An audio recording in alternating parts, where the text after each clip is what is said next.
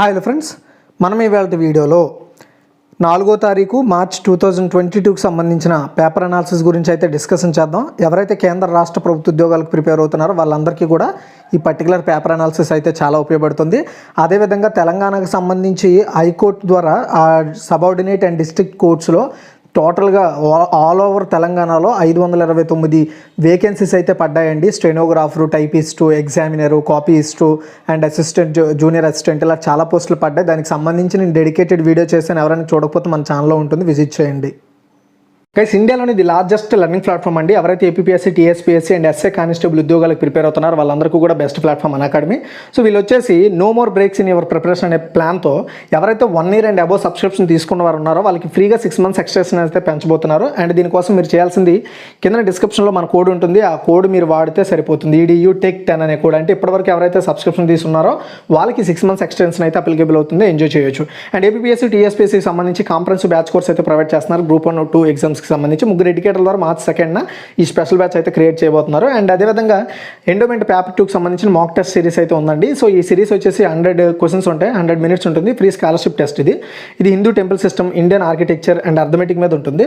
ఇది వచ్చేసి March 5th 2 PM ఉండబోతుంది. అండ్ అందులో ఎవరైతే పర్సంటేజ్ వైడ్గా ర్యాంక్ 1 నుండి 4 వరకు ర్యాంక్ సంపాదిస్తారో వాళ్ళకి పర్సంటేజ్ వైడ్గా స్కాలర్షిప్ అయితే ఇస్తారనమాట.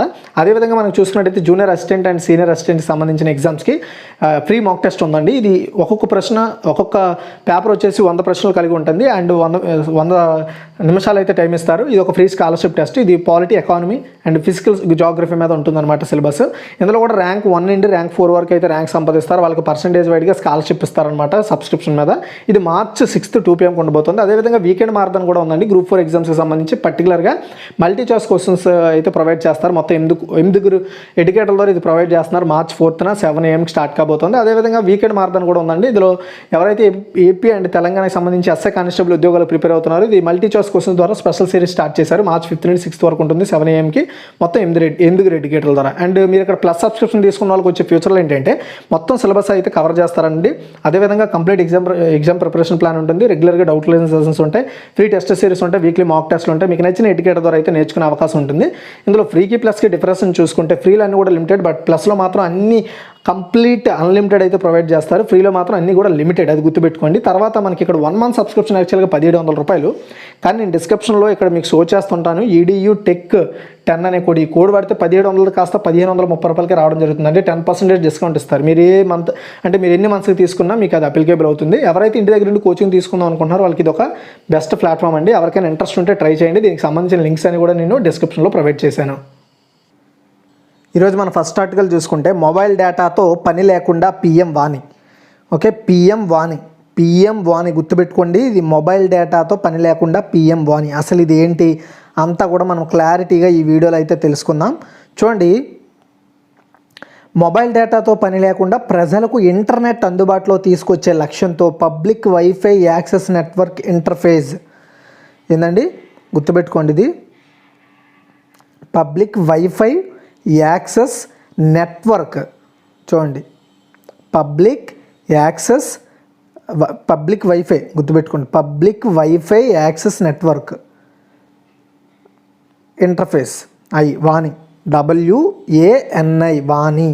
దీనిని public wifi access network interface, ఈ PM వాణిని టెలికమ్యూనికేషన్ శాఖ ప్రారంభించింది. గురువారం సికింద్రాబాద్లో టెలికమ్యూనికేషన్ శాఖ కార్యాలయంలో ఆంధ్రప్రదేశ్, తెలంగాణ రాష్ట్రాల టెలికాం సలహాదారు అయిన అశోక్ కుమార్ గారు ప్రారంభించారు.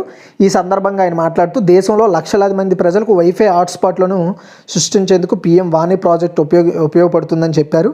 పబ్లిక్ డేటా ఆఫీస్ అంటే PDOలు ఏర్పాటు చేసుకోవడం వలన మొబైల్ డేటాతో పని లేకుండా ఇంటర్నెట్ అందుబాటులో ఉంటుందన్నమాట. ఎక్కడికక్కడ పబ్లిక్ డేటా ఆఫీసులు అంటే ఒక పర్టికులర్ కొన్ని బాక్సుల్లాగా ఏర్పాటు చేసి ఎక్కడ పెడితే అక్కడ బాక్సులను పెట్టడం ద్వారా మన మొబైల్ ఇంటర్నెట్నే వాడకుండా ఈ PM వాణి నుండి వచ్చే ఏదైతే నెట్ ఉంటుందో దాన్ని మనం వైఫైని కనెక్ట్ చేసి వాడుకోవచ్చు అనమాట. ఓకే, సో అయితే PM వాణిగా వ్యవహరించే వైఫై యాక్సెస్ నెట్వర్క్ ఇంటర్ఫేస్లో భాగంగా పబ్లిక్ డేటా ఆఫీస్ అగ్రిగేటర్లు వివిధ వర్గాల భాగస్వామ్యంతో ప్రజలకు అందుబాటులోకి తెచ్చేందుకు డిపార్ట్మెంట్ ఆఫ్ టెలికమ్యూనికేషన్ కృషి చేస్తుందని చెప్పారు. ఈ వైఫై సెట్ బాక్సులను 3,000 నుంచి 12,000కు కొనుగోలు చేయొచ్చని ఆయన వెల్లడించారు. Telecommunication deputy director general J Rajareddy మాట్లాడుతూ లైసెన్స్ రహిత సంస్థలు అట్టడుగు స్థాయిలో వైఫై సేవలను అందించేందుకు పీఎం వాణి వీలు కల్పిస్తుందని, ఈ విధంగా మొబైల్ డేటాతో పని లేకుండానే గ్రామీణ ప్రజలకు ఇంటర్నెట్ అందుబాటులో ఉంటుందని చెప్పారు. యూజర్లు ఈ సౌకర్యాన్ని ఉపయోగించుకోవడం కోసం పీఎం వాణి యాప్లో తమ వివరాలను నమోదు చేసుకోవాల్సి ఉంటుంది. తెలంగాణలో ఎలాంటి నెట్వర్క్ కనెక్షన్లు లేని 140 గ్రామాలకు పీఎం వాణి ద్వారా తాము రీచ్ అవ్వగలమని ఆశాభావం వ్యక్తం చేయడం జరిగింది. అది పీఎం వాణి అంటే గుర్తుపెట్టుకోండి. ఎందుకు ఇక్కడ తెలంగాణ గురించి పర్టికులర్గా ప్రస్తావించారు అంటే, ఇది 2 తెలుగు రాష్ట్రాలకు సంబంధించి నేను ఈ ప్రోగ్రామ్ని హైదరాబాద్లో వీటిని ప్రారంభించడం జరిగింది. అది మెయిన్ రీజను. తర్వాత ప్రపంచ బ్యాంకు ప్రాజెక్టుల నిలిపివేత. చూడండి, ఇప్పుడే యుక్రెయిన్పై రష్యా వారు చేస్తుంది కదా, యుద్ధం చేస్తుంది. దీన్ని దృష్టిలో పెట్టుకొని ప్రపంచ బ్యాంకు చర్యలు తీసుకుంది రష్యా మీద. రష్యా దానికి మద్దతు ఇస్తున్న బెలారస్కి సంబంధించి ప్రపంచ బ్యాంక్ ఏవైతే రుణం ప్రోగ్రామ్స్ ఉంటాయో, రుణాలు ఇచ్చే అంటే లోన్ ఇచ్చే ప్రోగ్రామ్స్ ఏవైతే ఉంటాయో ఆ ప్రోగ్రామ్స్ని వెంటనే ఆపేస్తున్నట్లుగా ప్రకటించింది. అలాగే ఒక్క ప్రపంచ బ్యాంకే కాదండి, చైనాకి సంబంధించిన ఏషియన్ ఇన్ఫ్రాస్ట్రక్చర్ ఇన్వెస్ట్మెంట్ బ్యాంక్ కూడా ఇదే నిర్ణయం తీసుకుందనమాట. అంటే రష్యాకి వీళ్ళు ఏవైతే లోన్ అప్రూవల్స్ ఇచ్చారో, లేదంటే ఏవైతే లోన్స్ ప్రాజెక్టులకు సంబంధించి కావచ్చు, లేదా ప్రపంచ బ్యాంక్ అక్కడ ఏవైనా నిర్మిస్తున్నా, కన్స్ట్రక్షన్ చేస్తున్నా, ఇంకేదైనా రష్యన్ గవర్నమెంట్కి హెల్ప్ చేస్తున్నా ఫైనాన్షియల్గా, అలాంటి వాటిని కూడా ఆపేస్తారనమాట ఇకపై. తర్వాత దేశీయ తయారీని పెంచండి. ఓకే, అయితే అసలు ఏంటి ఈ దేశీయ తయారీని పెంచండి అని ఎవరు చెప్పారు ఏంటి అనేది ఒకసారి చూద్దాం. దిగుమతులపై ఆధారణీయతను తగ్గించేందుకు, అంటే దిగుమతి చేసుకోవడం కోసం వేరే వేళ్ళ మీద ఆధారపడకుండా వాటిని తగ్గించడం కోసం దేశీయ తయారీని పెంచాలని, మనం ఇప్పుడు ఏమైనా మనకు కావాల్సిన చాలా ఐటమ్స్ వేరే దేశాల నుండి ఇంపోర్ట్ చేసుకుంటున్నాం. కాబట్టి అలా కాకుండా మన దేశంలోనే వాటిని తయారీని పెంచాలి అని ప్రధాని నరేంద్ర మోదీ గారు పారిశ్రామిక రంగానికి పిలుపిచ్చారు. సవాళ్లకు ధీటుగా ఎదుర్కొని దేశీయంగా తయారయ్యే అవకాశం గల వస్తువులు దిగుమతి తగ్గించాలని, అంటే మన దేశంలో అవి తయారవుతాయి కానీ వేరే దేశం నుండి మనము కొన్ని ఇంపోర్ట్ చేసుకుంటాం, అలాంటివి వెంటనే ఆపేయాలని make in India for the world, గుర్తుపెట్టుకోండి, make in India for the world పేరుతో డిపిఐఐటి నిర్వహించిన వెబినార్లో ఆయన మాట్లాడారు. అయితే డిపిఐఐటి అంటే ఏంటంటే department for promotion of industry and internal trade అనమాట. ఓకేనా, గుర్తుపెట్టుకోండి. సో ఇది చాలా ఇంపార్టెంట్. ఇది ఒక డిపార్ట్మెంటు. ఈ డిపార్ట్మెంట్ వచ్చేసి ministry of commerce and industry కింద పనిచేస్తుంది. ఇది కేంద్ర ప్రభుత్వంలోని. అయితే ఇది నిర్వహించిందనమాట make in India for the world అనే వెబినార్ని. అందులో పీఎం మోదీ గారు పార్టిసిపేట్ చేశారు. ప్రపంచ యావత్తు ఇప్పుడు ఒక తయారీ కేంద్రంగా భారత్ వైపు చూస్తోందని చెప్పారు. భారత్ వంటి పెద్ద దేశం కేవలం ఒక మార్కెట్గా మనుగడ సాగిస్తే చాలదని, ప్రపంచ స్థాయి ప్రమాణాలు సాధించి అంతర్జాతీయంగా పోటీ పడాలని ఆయన చెప్పడం జరిగిందనమాట. ఇంతవరకు మనం తెలుసుకుంటే చాలు, అంతకుముందు వెళ్ళాల్సిన అవసరం లేదు. డిపిఐఐటి వాళ్ళు నిర్వహించిన ప్రోగ్రాం గురించి, ఆ ప్రోగ్రాంకి ఎవరు అధ్యక్షత వహించారు అనేది గుర్తుపెట్టుకోండి. తర్వాత అటవీ ఉత్పత్తులకు బ్రాండింగ్. ఓకే, అటవీ ఉత్పత్తులకి బ్రాండింగ్. గిరిజనుల కష్టాన్ని దోపిడీ చేస్తున్న దళారులు వాళ్ళకి రాష్ట్ర ప్రభుత్వం ఆట కట్టిస్తుంది. అడవి బిడ్డల శ్రమ కష్టం వృధా కాకుండా వారు సేకరిస్తున్న 100కు పైగా వివిధ రకాల ఉత్పత్తులకు, అంటే గిరిజనులు పండించే ఏవైతే ఉత్పత్తులు ఉంటాయో వాళ్ళకి బ్రాండింగ్ కల్పించి వాటిని గిరిజన సహకార సంఘం జీసీసీ ద్వారా మార్కెట్లో విక్రయిస్తున్నారు. గుర్తుపెట్టుకోండి, గిరిజన సహకార సంఘాన్ని జీసీసీ అంటారు.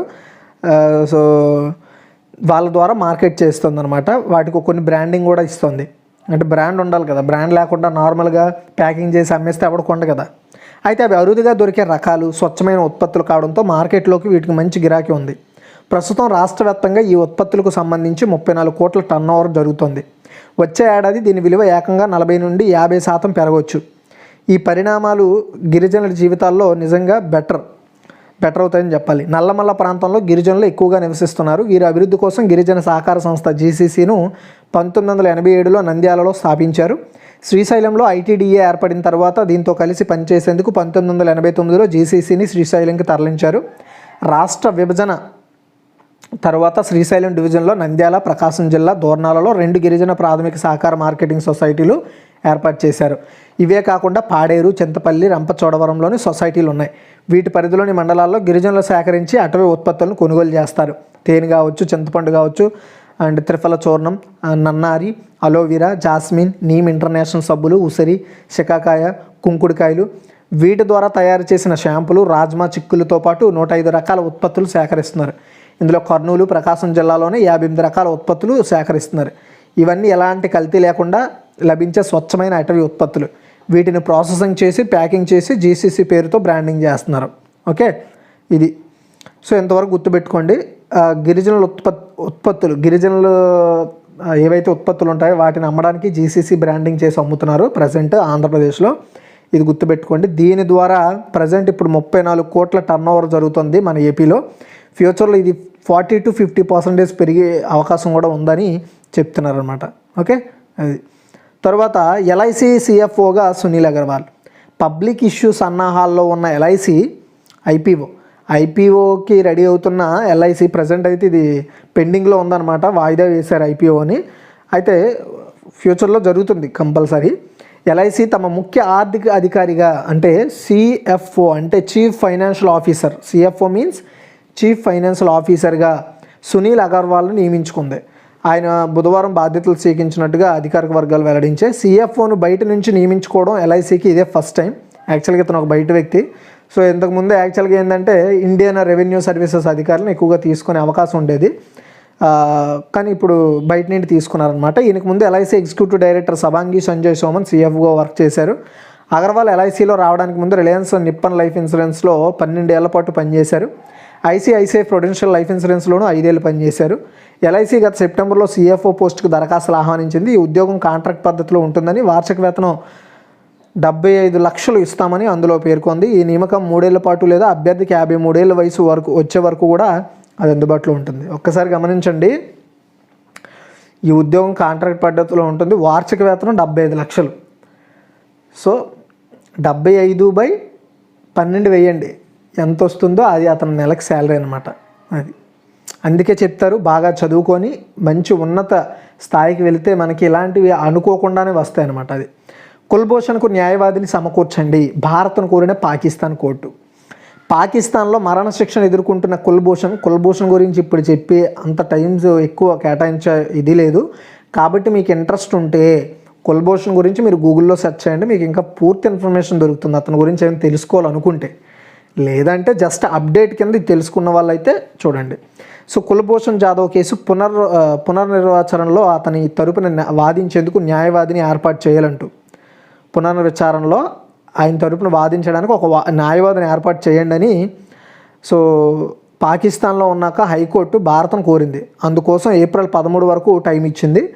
గూఢచర్యం, ఉగ్రవాదం ఇలాంటి అభియోగాలపై జాదవ్కు పాక్ సైనిక కోర్టు 2017 ఏప్రిల్లో మరణశిక్ష విధించింది.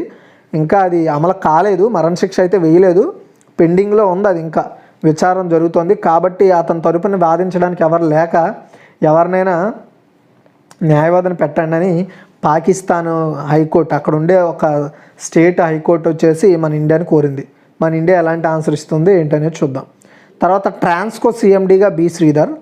చూడండి, ఏపీ ట్రాన్స్కో సంస్థకి సీఎండీగా చీఫ్ మేనేజింగ్ డైరెక్టర్గా బి శ్రీధర్ను నియమిస్తూ ఏపీ స్టేట్ గవర్నమెంట్ ఉత్తర్వులు జారీ చేసింది. ప్రస్తుతం ట్రాన్స్కో సీఎండీగా పనిచేసిన శ్రీకాంత్ నాగులపల్లి ఇటీవలే కేంద్ర సర్వీసులకు బదిలీ అయిన సంగతి తెలిసింది. అందుకు ఆ ప్లేస్లో ఈయన నియమించారు. సో అయితే ఈ నేపథ్యంలో శ్రీకాంత్ నాగులపల్లి స్థానంలో ఈ జన్కోకి ఎండీగా ఉన్న బి శ్రీధర్ను పూర్తి అదనపు బాధ్యతలు అప్పగించారు. 2019 జూన్ 8న జన్కో సీఎండీగా బాధ్యతలు చేపట్టిన శ్రీధర్ ఆ పదవికి వన్నె తేవడంతో ఎంతో కృషి చేశారు. సో ఇంతకు మించి మనం దీని గురించి ఎక్కువగా మాట్లాడుకోవాల్సిన అవసరం లేదు. అండ్ 1998 ఐఏఎస్ బ్యాచ్కి చెందిన శ్రీధర్ సమర్థవంతమైన అధికారిగా గుర్తింపు పొందారు. సో ఆయన నేతృత్వంలో ట్రాన్స్కో ముందుకు సాగుతుందని ఉద్యోగ వర్గాలు హర్షం వ్యక్తం చేస్తున్నాయి, గుర్తుపెట్టుకోండి. తర్వాత ఛాంపియన్ అర్జున్ అండి. ఇక్కడ మీకు ఫోటోలో కనబడుతున్న వ్యక్తి పేరు అర్జున్. ఓకే, ఇతను వచ్చేసి గ్రాండ్ మాస్టర్ అయిన జాతీయ సీనియర్, గుర్తుపెట్టుకుని నేషనల్ సీనియర్ చెస్ టోర్నీలో తెలంగాణ యువ గ్రాండ్ మాస్టర్ ఇరిగేసి అర్జున్ ఛాంపియన్గా నిలిచాడు. తనదైన ఆటతో ప్రత్యర్థులపై దూకుడు కనబరిచిన ఈ యువ GM means grand master Arjun ఆఖరి రౌండ్లో మాజీ ఛాంపియన్ ఎస్పి సేతురామన్తో గేమ్ను డ్రా చేసుకున్నాడు. 11 రౌండ్లలో జైత్రయాత్ర సాగించిన అర్జున్, అంటే జైత్రయాత్ర అంటే బెటర్ పెర్ఫార్మెన్స్ ఇచ్చాడనమాట. అర్జున్ 8.5 పాయింట్లతో గుకేష్ ఇనియాన్తో సమంగా నిలిచాడు. టైటిల్ కోసం ముగ్గురు పోటీ పడడంతో టై బ్రేక్ నిర్వహించగా అర్జున్ను విజయం వరించింది. టోర్నీ ఆరంభం నుంచి తనదైన ఆటతో ప్రత్యర్థులను చిత్తచూపు చేస్తూ వరుస విజయాలతో అతను విన్ అవుతూ వచ్చాడనమాట. సో టైటిల్ కోసం అర్జున్తో గుకేష్ తీవ్రంగా పోటీ పడిన నిరాశ ఎదురైంది. టై బ్రేక్తో సీనియర్ చెస్ ఛాంపియన్ టైటిల్ను చేజిక్కించుకున్న అర్జున్ 6 లక్షల నగదు బహుమతి ఖాతాలో వేసుకున్నాడు. టాప్ 10లో అర్జున్తో పాటు గుకేష్ ఇనియన్, అరవింద్ అరియన్, కౌస్తవ్ చటర్జీ, కార్తికేయన్, విశాఖ్ సేతురామన్ వీళ్ళు ఉన్నారన్నమాట టాప్ నేషనల్ సీనియర్ చెస్ ఆటగాళ్ళలో, గుర్తుపెట్టుకోండి. ఓకే, సో ఇది గైస్ ఈరోజు టోటల్ పేపర్ అనాలిసిస్. ఎడిటోర్లు అయితే ఇంక్లూడ్ చేయలేదు, ఎందుకంటే ఎడిటోర్లు మొత్తం అన్నీ కూడా మనకి ఈ రష్యా ఉక్రెయిన్ వార్ గురించే చెప్తున్నారు. అండ్ రష్యన్ ఉక్రెయిన్ వార్ గురించి ఎవరైనా డైలీ అప్డేట్స్ తెలుసుకోవాలనుకుంటే పేపర్ అప్డేట్స్ మన టెలిగ్రామ్ ఛానల్లో జాయిన్ అవ్వండి. మీరు టెలిగ్రామ్లోకి వెళ్ళి ఈడియు టెగ్గుర్ అని సెర్చ్ చేసినా వస్తుంది, లేదా మీరు నేను కింద కామెంట్ సెక్షన్లో పిన్ చేస్తాను, ఆ లింక్ మీద క్లిక్ చేసి అయినా జాయిన్ అవ్వచ్చు. అలా జాయిన్ అవ్వలేదు అనుకోండి, అలా ఏదైనా రాంగ్ ఇన్ఫర్మేషన్ వస్తే మీరు టెలిగ్రామ్లోకి వెళ్ళి సెర్చ్ చేస్తే వస్తుంది, లేదా మీరు గూగుల్లోకి వెళ్ళి ఈడియు టెగ్గురు టెలిగ్రామ్ అని సెర్చ్ చేస్తే మన ఛానల్ వస్తుంది. అక్కడ నేను పిన్ చేసి పెడతాను ఆ పీడిఎఫ్ అండ్ డైలీ. నేను నిన్నటి నుండే స్టార్ట్ చేశాను, ఈరోజు PDF 2 కూడా అప్డేట్ చేశాను. ఎవరికైనా కావాలంటే జాయిన్ అవ్వచ్చు అందులో. అది టోటల్గా ఇన్ఫర్మేషన్ అయితే. అండ్ నేను ఎడిటోరియల్ చేయకపోవడానికి కారణం ఈ రష్యా ఉక్రెయిన్ కాన్ఫ్లిక్ట్ గురించే వస్తున్నాయి అన్నీ. బెటర్గా ఏమైనా వస్తే ఖచ్చితంగా యాడ్ చేస్తాను, దాన్ని గమనించండి. హిందూ పేపర్ని కూడా యాడ్ చేస్తాను ఫ్యూచర్లో. హిందూ పేపర్ అనేది అది కొంచెం ప్రాబ్లం అవుతుంది, అందుకని నేను దాన్ని చేయలేకపోతున్నాను. ఖచ్చితంగా దాని గురించి ఏదో ఒక మంచి ఆలోచన తీసుకొని చేద్దాం. ఖచ్చితంగా షేర్ చేయండి ఈ వీడియోని. అండ్ ఒక విషయం చెప్తున్నాను, మీరు నాలెడ్జ్ని గెయిన్ చేసుకోవాలనుకుంటే పేపర్ అనాలిసిస్ అనేది one of the best source అనమాట. మీరు చదువుకున్నా ఓకే, లేదా ఎవరైనా చెప్తే అర్థమవుతుంది అనుకుంటే మన వీడియోస్ చూడండి. ఓకే, నేను ఎప్పటి నుండో అప్డేట్ చేస్తున్నాను, గత 3 సంవత్సరాలు 2 సంవత్సరాల నుండి అప్డేట్ చేస్తున్నాను పేపర్ అనాలిసిస్. కాకపోతే రెగ్యులర్గా అవ్వట్లేదు, బికాజ్ ఇది చాలా ఎర్లీ మార్నింగ్ చేయాలి కాబట్టి నాకు ఎర్లీ మార్నింగ్ అవ్వదు, అందుకనే నాకు లేట్ అవుతుంది. అది మీరు గమనించండి.